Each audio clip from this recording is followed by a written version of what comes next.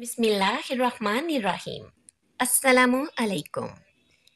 मेरी YouTube family के लिए मेरी दुआ है आप हमेशा खुश रहिए, हंसते मुस्कुराते रहिए, आबाद रहिए और अल्लाह पाक आपके दिलों में हमेशा ईमान की दौलत कायम रखें, दायम रखें।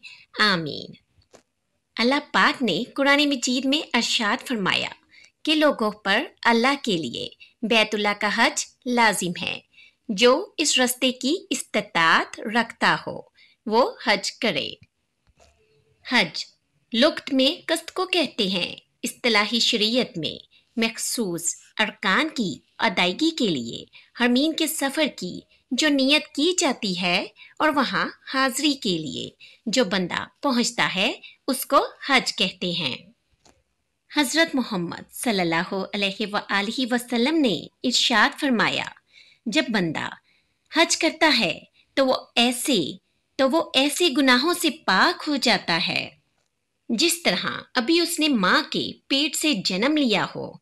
अगर कोई इस्तात रखने के बावजूद हज नहीं करता तो हदीस में सख्त वईदें मौजूद हैं। हज़रत मोहम्मद सल्लल्लाहु अलैहि वसल्लम ने इरशाद फरमाया, जो शख्स इस्तात रखने के बावजूद हज नहीं करता तो फरमाया वो यहूदी मरे या ईसाई मरे, हमें इससे कोई गर्ज नहीं है।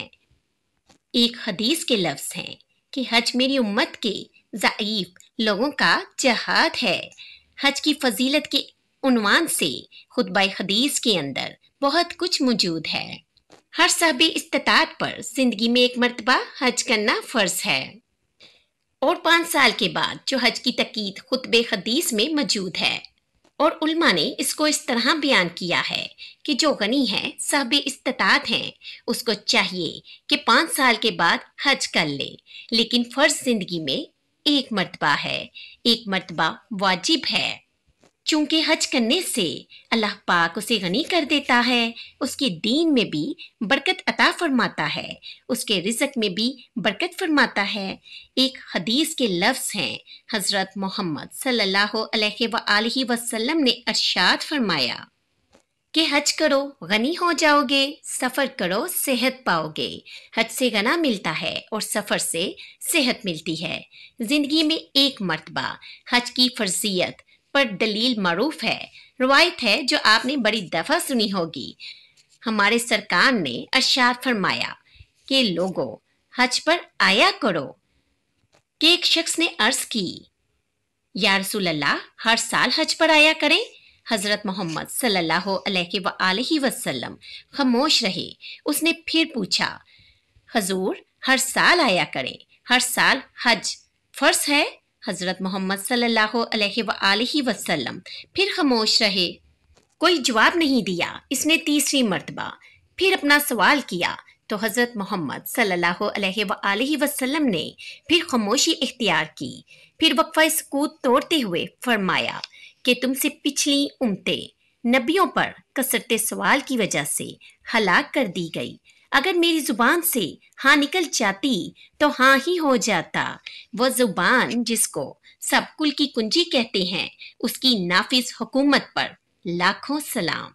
तो हुजूर का इख्तियार शरीयत समझ में आया कि हुजूर जो कहीं वो ही दीन होता है। हज़रत मोहम्मद सल्लल्लाहु अलैहि वसल्लम ने इरशाद फरमाया कि कुर्ब क़यामत में कुछ लोग कहेंगे कि हलाल तो वही है जो अल्लाह ने हलाल किया और हराम वही है जो अल्लाह ने हराम किया। हज़रत मोहम्मद सल्लल्लाहु अलैहि वसल्लम ने फरमाया कि मुझे कुरान दे दिया गया और कुरान जितने और इल्म भी मेरे सीने में रख दिए गए, तो जिसको मैं हलाल कह दूं तो वो ऐसे ही है जिसको अल्लाह ने हलाल करार दिया, और जिसको मैं हराम करार दे दूं वो ऐसे ही है जिसको अल्लाह ने हराम करार दे दिया है। क्योंकि हज़रत मोहम्मद सल्लल्लाहु अलैहि वसल्लम अपनी मर्जी से नहीं बोलते थे, जो मालिक की मर्जी होती थी वही मुस्तफ़ा की बोली होती। इसलिए जो हुजूर सल्लल्लाहु अलैहि वसल्लम फरमा दे वही दीन होता है। حضرت محمد صلی اللہ علیہ وآلہ وسلم نے حج کی فضیلت کے بارے میں بہت کچھ ارشاد فرمایا، اور ایک روایت کے لفظ ہیں کہ ایک حج ایسا ہے کہ 3 آدمیوں کی مغفرت ہو جاتی ہے، اور وہ حج بدل ہے۔ کوئی اپنے والدین کی طرف سے یا کسی عزیز کی طرف سے کسی کو حج کروائے تو نمبر 1 جس نے حج کیا اس کی بخشش ہو گئی، نمبر 2 جس نے حج کروایا اس کی بخشش ہو گئی، اور نمبر 3 جس کی طرف سے حج کیا گیا اس کی بخشش ہو گئی۔ اور یہ حج ایسا حج ہے کہ ایک حج سے 3 آدمیوں کی مغفرت فرما دی جاتی ہے۔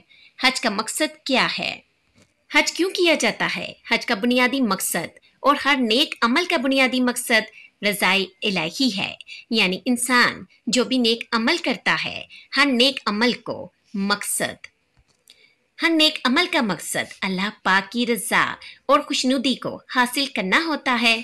قرآن مجید میں ارشاد فرمایا گیا کہ تمہاری قربانی کا گوشت اور خون اللہ پاک کو نہیں پہنچتا، بلکہ تمہارے دل کا وہ تقوی اللہ پاک کو پہنچتا ہے جس کے لیے تم نے قربانی کی ہے۔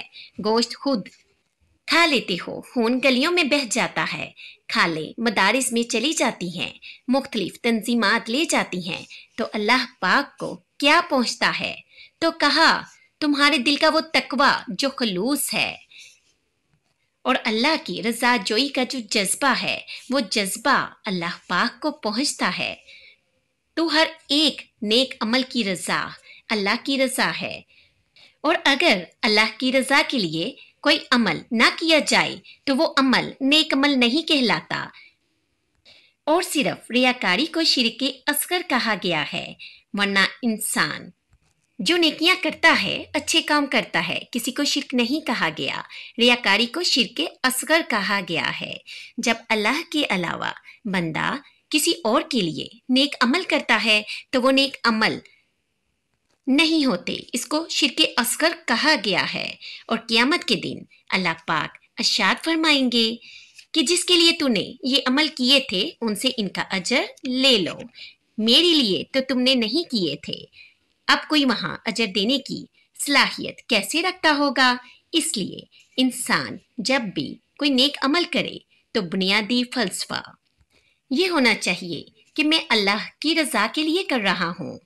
عملوں کا دارومدار نیتوں پر ہے، خلوص پر ہے۔ حج کا پہلا بنیادی مقصد ہوتا ہے اللہ کی رضا کو حاصل کرنا۔ حج کا دوسرا بنیادی مقصد حج مسلمانوں کا عالمی اجتماع ہے۔ اسلام نے ایک نظام دیا ہے، توجہ سے سنیے گا، اسلام نے ایک نظام دیا ہے، محلے کی سطح پر مسلمانوں کا اجتماع، نماز باجماعت ہے، علاقے کی سطح پر مسلمانوں کا اجتماع جمعۃ المبارک، شہر کی سطح پر مسلمانوں کا اجتماع عیدین ہے، اور عالمی اجتماع حج ہے۔ یہ ترتیب ہے اسلامی نظام کی اور اسلامی اجتماعیت کی۔ حج مسلمانوں کا عالمی اجتماع ہے، اور عرفات کی حاضری حج کی بنیادی ارکین میں سے ایک رکن ہے کہ چاہے چند لمحوں کے لیے آپ عرفات میں جائیں تو حج ہوگا، اور اگر عرفات حاضری نہ ہو سکی تو پھر حج ادا نہ ہوگا۔ تو عرفات کے اندر یوم حج کے اندر خطبہ دیا جاتا ہے جو سننا مسنون ہوتا ہے۔ تو خطبہ حج کے اندر مسلمانوں کے عالمی اجتماع کے اندر امام حج امیر حج کا منصب ہوتا ہے کہ جو مسائل درپیش ہیں ان مسائل کی روشنی کے اندر ان کی رہنمائی کرے۔ حضرت محمد صلی اللہ علیہ وآلہ وسلم کا خطبہ حج ہمارے سامنے ہے۔ اس وقت مسلمانوں کی جو حالت ہے وہ کسی سے بھی مخفی نہیں ہے، اور حج کے موقع پر چاہیے تو یہ کہ امیر حج پورا سال محنت کرے، اپنی ٹیموں کو مختلف علاقوں میں بیچ کر تجزیہ کرے کہ مسلمان اس وقت پوری دنیا سے پیچھے کیوں رہ گئے، اور جو سازشیں کرنے والے اہل اسلام کو ہر وقت ظلم و جبر کی چکی میں پیس رہے ہیں ان سے چھٹکارا کیوں کیسے ممکن ہے۔ तो वो पूरी दुनिया के आए हुए नुमाइंदों को पूरे साल का लायका अमल दें कि तुमने अपने अपने इलाकों में जाकर ये काम करना है और इस पैगाम को आगे लोगों तक पहुंचाना है, और फिर पूरा साल इसकी निगरानी होनी चाहिए और साल के बाद तज्जिया किया जाए कि कमी पेशी क्या है, कितने फ़वाइद हासिल हुए और कहाँ तक हमने अपना हदफ हासिल किया, और तरमीम व तनसीफ के साथ नया मंसूबा और लायक़ अमल लोगों के सामने रखा जाए, और दुनिया के कोने कोने से आए लोग हरम शरीफ के इस तोहफे को अपने साथ लेकर जाएं। मेरे दोस्तों, मेरे नबी सल्लल्लाहु अलैहि वसल्लम ने फरमाया, मेरी उम्मती की एक परेशानी दूर फरमा, अल्लाह पाक कबूल हज का सवाब अता फरमाएगा। गरीबों का हज क्या है? गरीबों का हज ये है कि इश्तराक चाश्त पाल लो, हज है। दो लोगों की सुलह करवा लो, हज है। उल्मा की नौकरी कर, एक एक दफ़ा 70 हज तुझे मिलेंगे। हज़रत मोहम्मद सल्लल्लाहु अलैहि वसल्लम ने फरमाया, वालदैन को बार बार प्यार से देखो, हज है। किसी गरीब की खुलूसे नियत से मदद कर दो, हज है। सड़क पार करवा दो, मेडिकल स्टोर से कोई दवाई ला दो। सही मुस्लिम की हदीस है, मेरे नबी पाक सल्लल्लाहु अलैहि वसल्लम फरमाते हैं कि कुछ लोगों को अल्लाह पाक क़यामत में खड़ा करेगा। तवज्जो से सुनिएगा कि कुछ लोगों को अल्लाह पाक क़यामत में खड़ा करेगा और खड़ा करके फरमाएगा, चलो जन्नत में जाओ। अर्ज करेंगे, हम तो गुनाहगार हैं, हम तो बड़े गुनाहगार हैं, किस वजह से जन्नत में? फरमाया, तुम्हारे हज की वजह से जन्नत। तो बंदे अर्ज करेंगे, मौला हम तो गरीब थे, हम तो हज पर गए ही नहीं, हज किया ही नहीं, तो आप हज की वजह से माफ कर रहे हो? तो रब करीम फरमाएगा, जब हाजी जाते थे ना तो तुम रोते थे ना, जब हाजी जाते थे तो तुम्हारा दिल तड़पता था, जब हाजी जाते थे तुम्हारी आंखें बरसती थी ना, जब हाजियों के काफले निकलते थे तो इस वक्त तुम्हारे दिल में ख्वाहिश पैदा होती थी। फरमाया, तुम तड़पा करते थे, इस तड़प और मोहब्बत की वजह से मैंने तुमको हज का सवाब दिया।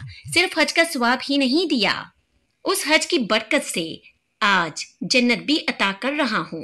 मेरे दोस्तों, प्रोग्राम बना लो, नियत कर लो, तड़प पैदा कर लो, नियत पैदा करो। ये ना कहा करो कि हज तो सिर्फ उम्मीरों का ही है, गरीब हज कैसे करे? हज तो बड़े हैं, करने की नियत तो करो, प्रोग्राम तो बनाओ।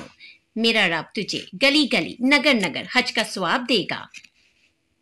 कुरान मजीद में अरशाद बारी ताला है, लोगों पर इस घर का हज फर्ज है और अल्लाह की रजा के लिए हज करो। जिस रास्ते की इस्तात रखता हो वो हज करे, और जो ना माने और जिसने इस फर्जियत से इनकार किया और ना माना, कुफर किया, वो याद रखे कि अल्लाह पाक तो पहले ही दो जहानों से बेनियाज है, फिर अल्लाह पाक को इसकी ज़रूरत नहीं है।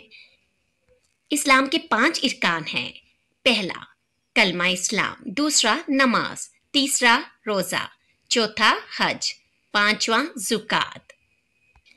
अल्लाह पाक ने हज और ज़ुकात हर एक पर फ़र्ज नहीं फरमाई, बल्कि साहबे इस्तात पर फ़र्ज फरमाई। जो साहबे इस्तात है उस पर हज फ़र्ज है। किसी जगह भी गुंजाइश नहीं है कि पैसे रखने के बावजूद वो ये कहे कि अभी मुझे बच्चे की शादी करनी है, फलाह काम करना है। जिसके पास अपना मकान है, जरूरत की चीजें हैं और 7 लाख बैंक में मौजूद है, इस पर हज फर्ज है। कुरान पाक में अरशाद फरमाया गया, जो इस रस्ते की ताकत रखता हो वो हज करे। 2 चीजें मुफस्सिरीन ने बयान फरमाई, आने जाने के लिए पैसे हों और जितने दिन वहां रहना हो इतने पैसे घर में भी हों, यानी आने जाने का खर्चा भी हो और पीछे जितने दिन रहना हो उतने पैसे देकर जाने की तौफीक भी हो, जो शरीयत का फर्ज था।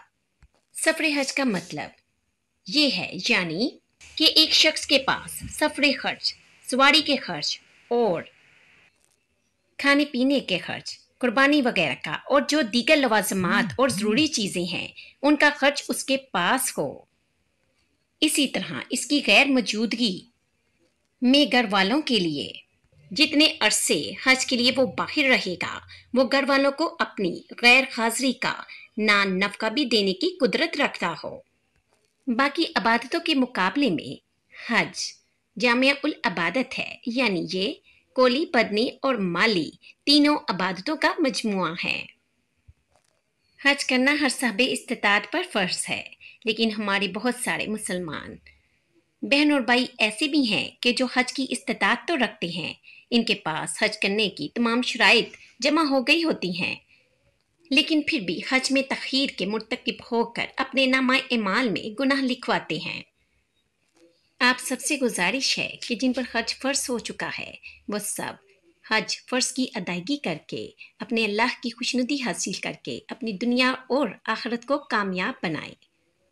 आपसे गुजारिश है कि आप मेरी वीडियो को देखिए, इंशाल्लाह हज के बारे में अच्छी मालूमात आपको हासिल हो जाएंगी। बहसीयत मुसलमान अगर आप हज पर नहीं भी जा रहे तो फिर भी इसके मुतलिक सीख लीजिए, ताकि अगर कोई और हाजी साहब जा रहे हों तो आप इन्हें दुरुस्त मशवरा दे सकें। अगर आपके पास इल्म होगा और हज के मुतलिक कोई बात होगी तो आप इसका जवाब दे सकेंगे और इनकी दीनी तशनगी को दूर करके अपने लिए भी दर्जात की बुलंदगी का सम्मान कर सकते हैं और आपको इसका स्वाब भी मिलेगा। ये मसाइल का बताना आपके जरिए निजात भी बन सकता है। उम्मीद करती हूँ मेरी आज की वीडियो आपको पसंद आई होगी। मिलते हैं फिर नई वीडियो के साथ इंशाल्लाह। अल्लाह हाफिज़।